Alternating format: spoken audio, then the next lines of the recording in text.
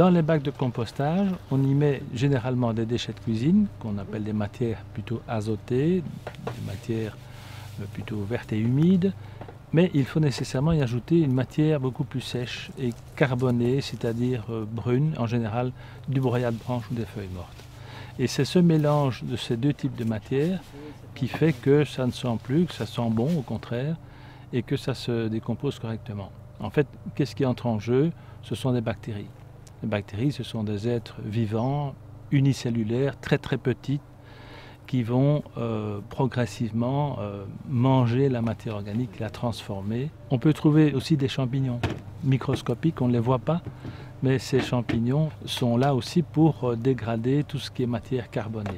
Et donc il y a un mélange des deux, en fonction de l'âge du compost et surtout en fonction de la température. La température n'est pas uniforme. Il faut 1 jour ou 2 jours pour entamer le processus. Au bout du 2e jour, on peut déjà être à 50-60 degrés. Mais à partir de 30-35 degrés, les champignons qui sont présents au départ ne sont plus actifs. Ce sont les bactéries qui prennent le relais parce qu'il y a des bactéries spécialisées qu'on appelle des bactéries thermophiles, donc qui supportent les hautes températures.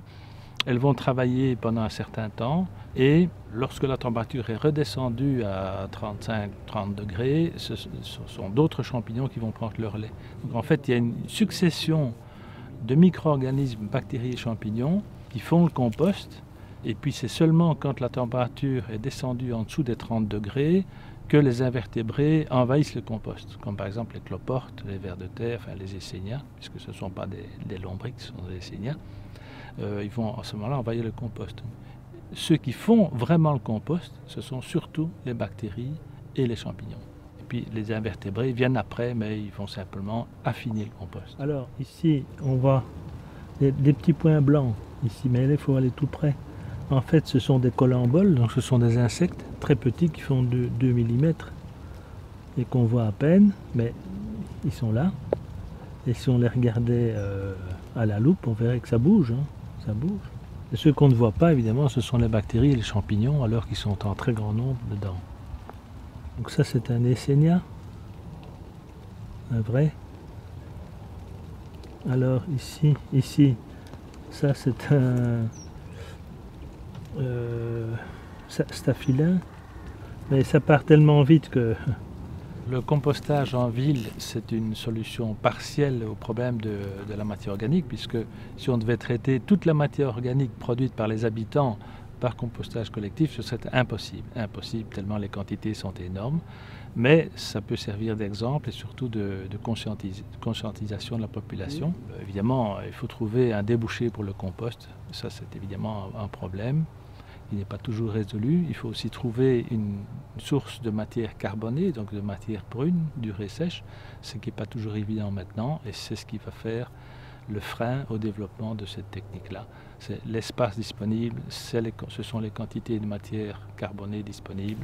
Il existe d'autres méthodes, disons plus simples, par exemple le lombricompostage, qui utilise non pas un lombric mais un Escherichia, c'est une autre variété de ver, qui est un ver qui se trouve dans tous les jardins, c'est le ver de fumier, mais qui se développe très fort un peu partout parce que ce n'est pas si simple, mais c'est une méthode qui permet de composter des déchets de cuisine sans devoir passer par tout ce mélange de matière brune et verte. Et depuis 1 an ou 2 maintenant se développe le lombricompostage collectif, notamment à Paris, puisqu'il y a une expérience en cours. Enfin, c'est plus qu'une expérience, c'est maintenant tout à fait en développement et ça fonctionne.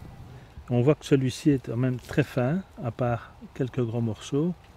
Sinon, il est extrêmement fin. Il est terminé. Il n'y a d'ailleurs pratiquement plus de bestioles. Il n'y a plus de cloportes, il n'y a plus de vers de terre dedans. Donc il est vraiment prêt à être utilisé.